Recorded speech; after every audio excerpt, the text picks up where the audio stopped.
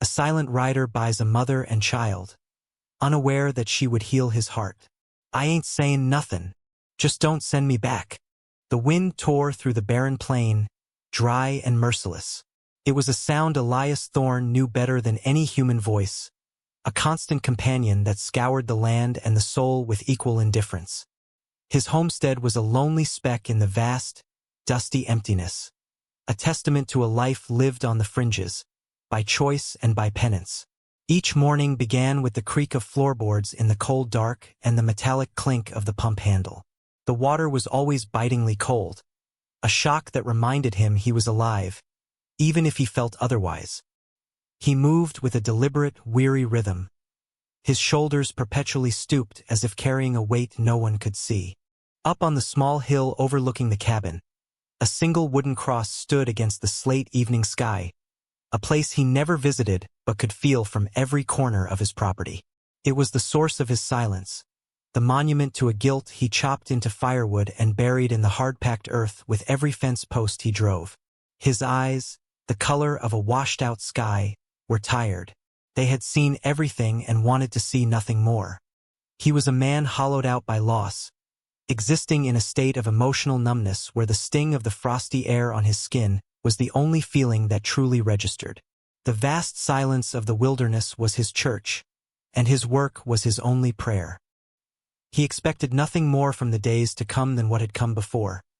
The rising of a pale winter sun, the hard labor that exhausted his body and quieted his mind, and the smoky lamp that cast long, lonely shadows on his wall at night. He did not know it yet, but the foundation of his first true home was about to be laid, not with wood and nail, but with the arrival of a pain that mirrored his own. The dust kicked up on the horizon long before the sound of hoofbeats reached him. It was an unwelcome intrusion. Visitors were rare and almost never welcome. Elias watched from the barn, his hand resting on the weathered handle of a pitchfork, his posture rigid. It was Sheriff Brody, his massive frame seeming to strain the leather of his saddle. And he was not alone. Trailing behind his horse, tethered by a short rope to his saddle horn, was a woman, and clutching her dress was a small child. As they drew closer, Elias could see the details that would sear themselves into his memory. The woman was thin, her face pale and smudged with dust, her worn dress inadequate for the biting wind. She walked with a pronounced limp, a dragging of her left foot that spoke of an old, poorly healed injury. Her eyes were fixed on the ground, her entire being a study in suppressed fear and exhaustion. The boy, no more than 4, was a miniature version of her silent endurance. Sheriff Brody reined in his horse, a cruel smirk twisting his lips. He was a broad-shouldered man of heavy appetites and casual cruelty. "Thorne," he boomed, his voice scraping the quiet air. "Came for the county tax. Hard to find a man who wants to hide as much as you do." Elias said nothing, his gaze flickering from the sheriff to the woman and child. They shivered in the wind. Brody noticed his glance and chuckled. A low, ugly sound. "See, you're admiring my cargo. This here is my daughter, Clara, and her boy. Useless, the pair of them." He spat on the ground near her feet.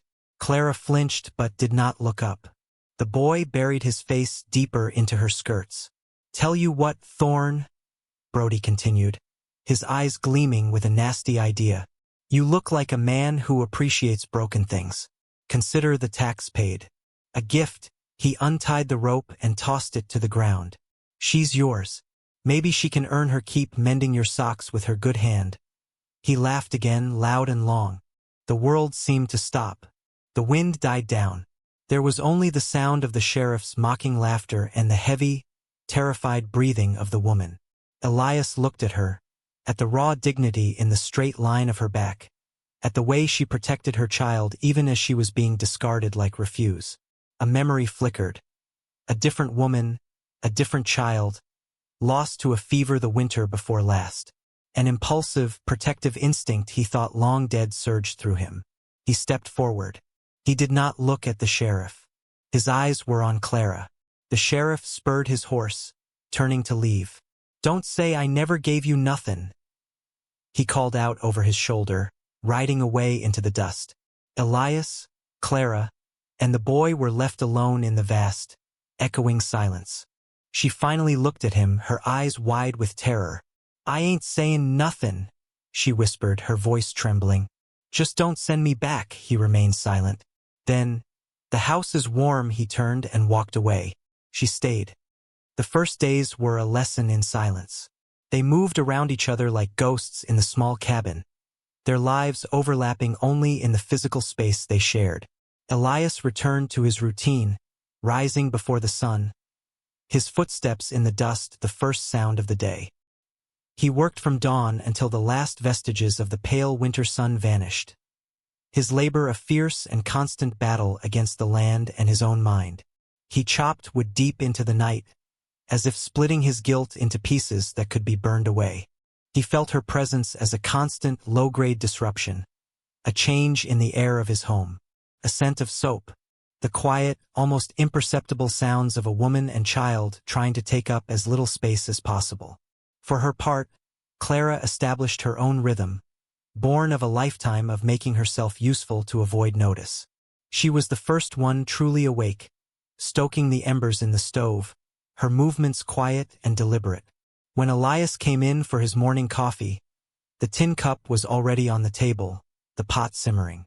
She would take the boy, Sam, and disappear into the small spare room he had cleared for them, a space containing little more than a cot and a single blanket.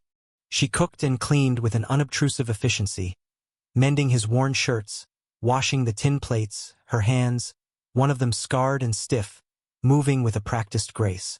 She never spoke. Her gratitude and her fear were expressed in her silence. She was alert, her posture rigid whenever he entered the room, her eyes darting to his before quickly looking away. She had the watchfulness of a creature that has only ever known cages. Elias found it unnerving. He was accustomed to a solitude that was complete. Now, there was a quiet, breathing presence in his house that he could not ignore. He would find a small stack of neatly folded laundry on his bed. The floor, once perpetually dusty, was swept clean. It was a language of service she was speaking, the only one she knew. He did not acknowledge it. To do so would be to acknowledge her, and to acknowledge her was to acknowledge the violent act of charity that had brought her here. So they lived, separated by a chasm of unspoken pain and distrust, their days measured by the rising and setting of the sun and the steady, lonely rhythm of work. Elias began to notice things in the periphery of his vision. He saw the way Clara's worn-down shoes, the soles thin as paper, made her limp more pronounced as she fetched water from the pump. He saw the way her hands, raw and chapped from the lye soap and the biting wind, trembled slightly as she served his dinner. He watched her from the barn window one afternoon as she tried to teach her son, Sam, to write letters in the dust with a stick, her voice a low, gentle murmur that was swallowed by the immense quiet of the plains. These small, unobtrusive details chipped away at the wall of his numbness. He felt a stirring of something he could not name, a responsibility that went beyond the impulsive act of letting her stay.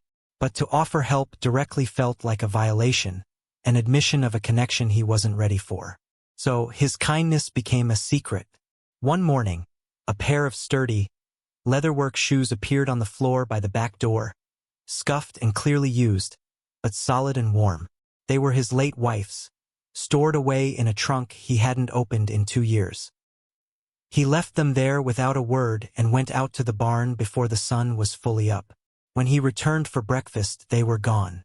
He saw her wearing them later, the fit slightly big, but her step seemed a little surer, her limp a fraction less painful. He said nothing. She said nothing. But a thread had been spun between them in the silence. He noticed the porch step she always had to navigate carefully, the wood loose and treacherous. He waited until she and the boy were asleep, and then, by the light of a smoky lamp, he mended it, the sound of his hammer blows soft and muffled in the deep fog of the night. The next day, he watched as she stepped on it, her body tensing for the familiar wobble, only to find it solid and reliable beneath her foot. She froze for a second, her hand flying to her throat. She looked toward the barn, where she knew he was. He stepped back into the shadows. These secret interventions became his new routine. an extra blanket left on her cot, a small wooden bird, roughly carved, left on the windowsill for the boy. Each gesture was a quiet, cautious offering, a message sent across the divide. Clara received them with a growing, fragile hope that warred with a lifetime of suspicion. She was being cared for, not in exchange for labor, not as a possession but as a person. The air in the cabin began to change. It was still silent, but it was no longer empty. A storm brewed on the horizon, the sky turning a bruised, slate gray. It came on fast, a blizzard that swept across the plains with a furious, howling wind, burying the world in a blanket of white. For days, the homestead was an island in a sea of snow. The wind rattled the wooden door and screamed down the chimney, trapping the three of them inside the small cabin. The forced proximity was a crucible. The silence that had been a buffer between them now became thick and heavy, charged with unspoken thoughts. On the second night of the storm, Sam began to cough. By morning, he was burning with fever, his small body limp and his breathing shallow. Clara crouched by his cot, her face a mask of raw, unconcealed terror. She bathed his forehead with a damp rag, her movements becoming more frantic as the boy's condition worsened. She had seen this before. It was a fever like this that had taken her own mother. Exhaustion and fear wore her down until she was trembling, her quiet dignity cracking under the strain. Elias watched her from across the room, the scene a ghostly echo of his own past. He saw Sarah, his Sarah, crouched just so, her face etched with the same desperate prayer. He felt the old wound tear open. He could not stand by and watch it happen again. He finally crossed the room. "Move," he said, his voice rough from disuse. She flinched, then looked up at him, her eyes pleading. "He needs willow bark," Elias stated, not unkindly. To break the fever, he went to a small wooden chest in the corner, a chest he hadn't touched since Sarah died, and took out a pouch of dried herbs. He prepared a tea, his hands steady and sure, and brought the tin cup to the boy. Clara watched, her suspicion replaced by a desperate, unsteady hope. Sam was too weak to drink. Elias took the boy into his own arms, cradling the small, hot body against his chest. He held the cup to Sam's lips, coaxing him to swallow, drop by drop. They spent the night like that, taking turns. Elias held the child while Clara brewed more tea or changed the damp cloths. They didn't speak, but their actions became a conversation. In the shared, silent vigil, in the face of a common fear, the walls between them began to crumble. As dawn broke, the storm began to subside, and so did the fever. Sam's breathing eased, and he fell into a deep, healing sleep. Clara, overtired and overwhelmed, sagged against the wall, her shoulders finally giving in to the weight they had carried. Elias looked at her, then at the sleeping child in his arms. The silence in the room was different now. It was no longer a space of separation, but of shared relief. It was the beginning of trust. The snow melted under a returning sun, turning the world to mud and slush. Life slowly returned to the small town of Redemption, a cluster of wooden buildings a half-day's ride from the homestead. Supplies were running low, and for the first time Elias decided they would all go. The thought of leaving Clara and the boy alone, even for a day, now felt wrong. He hitched the wagon, and they rode together, Sam sitting between them, bundled in blankets. The town was a cacophony of sounds and people that felt alien after the profound quiet of the ranch. Clara kept her head down, her hand never leaving her son's shoulder, her limp more pronounced on the uneven boardwalk. As Elias was negotiating for flour and salt in the general store, a familiar, grating voice cut through the air. "Well, well, look what the thaw washed in." It was Sheriff Brody, leaning against the doorframe, his thumbs hooked in his belt. His gaze fell on Clara with a sneer. "I see my gift is still breathing. Thought a winter with thorn might have finished you off." Clara froze, her body going rigid. She tried to make herself smaller, to disappear. Several townsfolk stopped to watch, their faces a mixture of pity and cruel curiosity. Brody strode forward and grabbed her arm, his grip bruising. Still as useless as ever, I see, he said loud enough for the entire store to hear.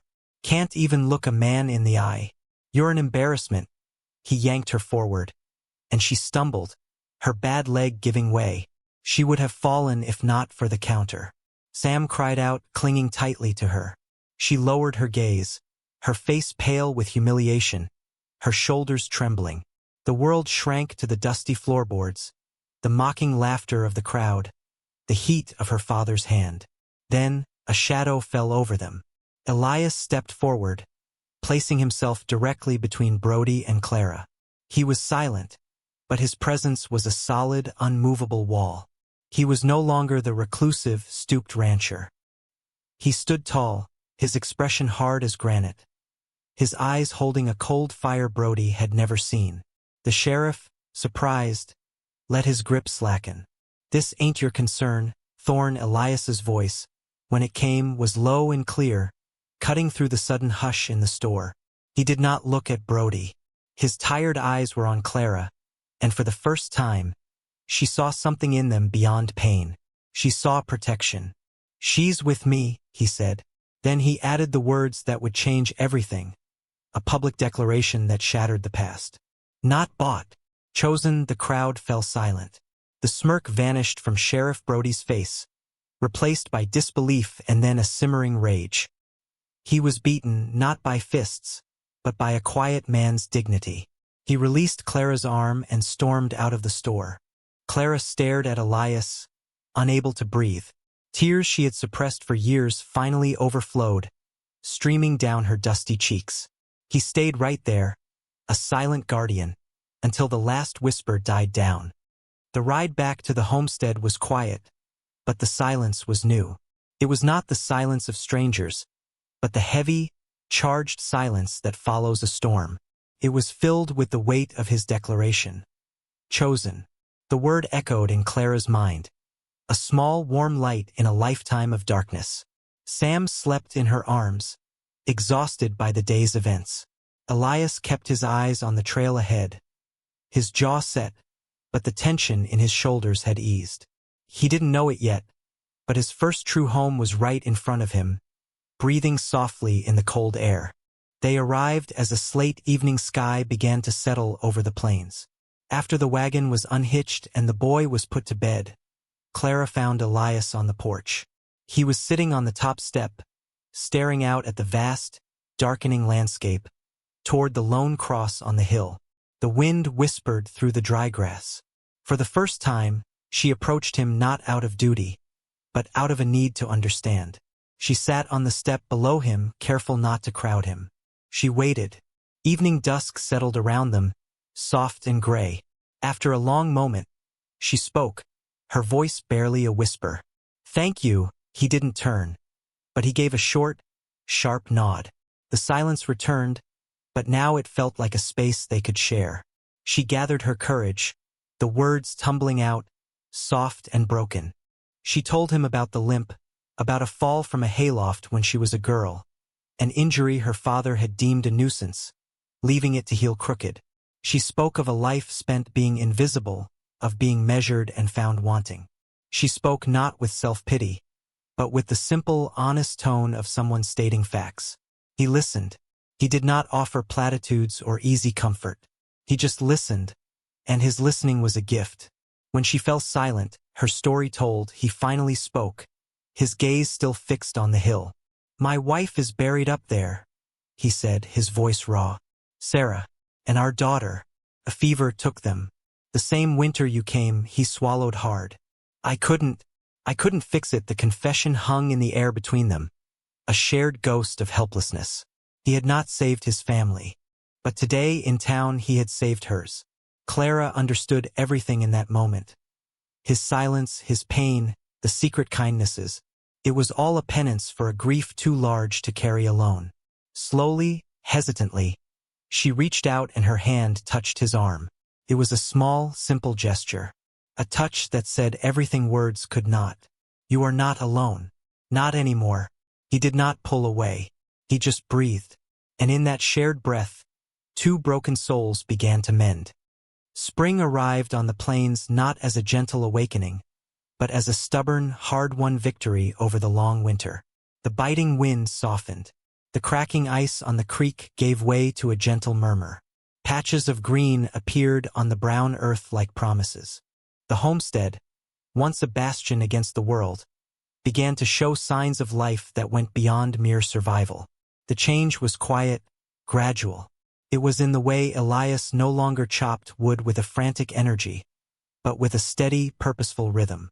It was in the way Clara no longer walked with her eyes on the ground, but looked up to watch the hawks circling in the vast blue sky.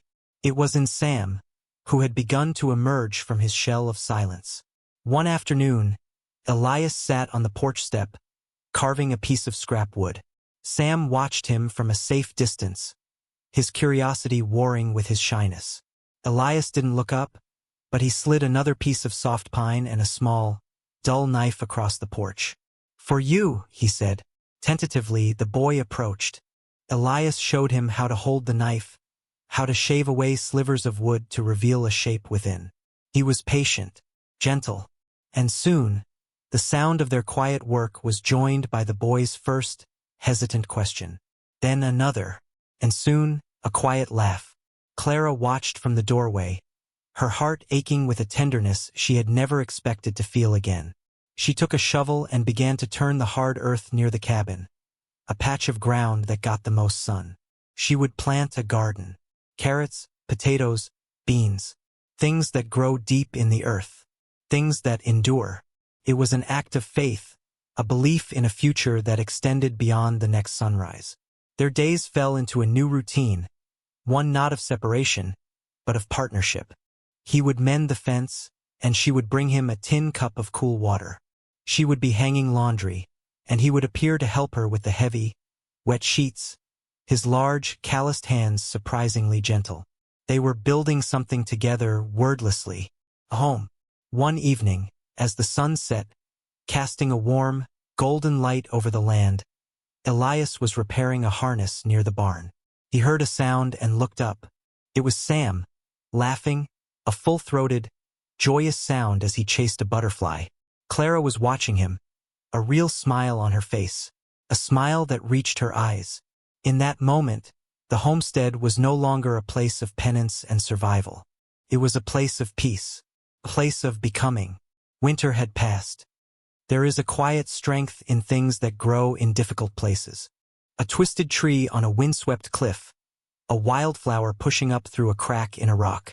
They do not grow in spite of the hardship, but because of it. Their roots must go deeper, their branches must learn to bend. So it is with love. It is not always a tender shoot in a cultivated garden. Sometimes, love grows where no one is looking, in the silent, barren landscapes of wounded hearts. It grows from the soil of shared pain and is watered by quiet acts of kindness. It is a rugged, resilient thing, a shelter built board by board against the storms of the world. What Elias and Clara built was not born of romance or grand declarations. It was born of necessity, of two people recognizing the shape of their own loneliness in the other. It grew in the silence between words, in the steady rhythm of daily chores, in the shared warmth of a fire on a cold night. His strength was not in his fists, but in his unwavering presence. Her dignity was not in beauty or wealth, but in her enduring spirit, the quiet, unbreakable will of a survivor who had learned to protect her child and her heart against a cruel world. He gave her safety. She gave him a reason to live beyond his guilt. She taught him that a home is not just a roof and four walls, but a place where you are seen, truly seen, for who you are. He taught her that a man's hands can be for building, not just for breaking. From the dust of grief and the silence of solitude, they cultivated a family. It was a testament to the simple, profound truth that the deepest connections are often forged in the most unassuming ways, and that redemption can be found not in forgetting the past, but in building a future worthy of its lessons. Elias spent the evenings on the porch, the air now soft and smelling of damp earth and new leaves. In his hands was a larger piece of pine, and from it, he was carving something with a slow, deliberate care he had not felt in years. He was making a small rocking chair, its lines simple and honest. He sanded the wood until it was smooth as a river stone, his hands moving with a newfound purpose. It was not a monument to a ghost on a hill. It was a seat for a living, breathing boy. He worked until the last light faded, the pile of sweet-smelling wood shavings growing at his feet. On the day he finished it, he set it by the stove, its small rockers perfectly balanced on the floorboards. It looked as if it had always been there. That evening, Clara was by the open window, mending one of Sam's shirts. A gentle breeze, the first truly warm one of the season, drifted in, carrying the scent of her small, burgeoning garden. The smoky lamp cast a gentle, golden glow over the room, a light that felt like warmth itself. The cabin was no longer a place of shadows, but a space filled with a quiet, growing peace. Sam was asleep on his cot, the roughly carved wooden bird clutched in his hand. Elias came and stood in the doorway watching Clara for a moment. She looked up and their eyes met. The years of pain and solitude had not vanished from his face, but they were softer now, tempered by something new, something tender. He looked at her, at the small, sturdy home they had forged together out of silence and sorrow. He looked at the future that was sitting in a chair he had built, sleeping peacefully. He didn't need grand words. Their life was not about grand words. It was about the truth of small, reliable things. A solid roof, a warm stove, a mended step, a hand to hold. He spoke, his voice calm and certain, a simple statement of fact that held the weight of a lifetime. Stay here, she did not need to answer. Her answer was in the gentle nod of her head, in the soft smile that touched her lips, in the way the entire room seemed to breathe a sigh of relief. It was not an ending. It was a beginning. From dust and silence grew a home. From closed hearts, a family. If the story touched you, like warm light in a cold night, then carry it with you. Subscribe to our channel for more stories full of silence, courage, and genuine closeness. And tell us what moved you the most.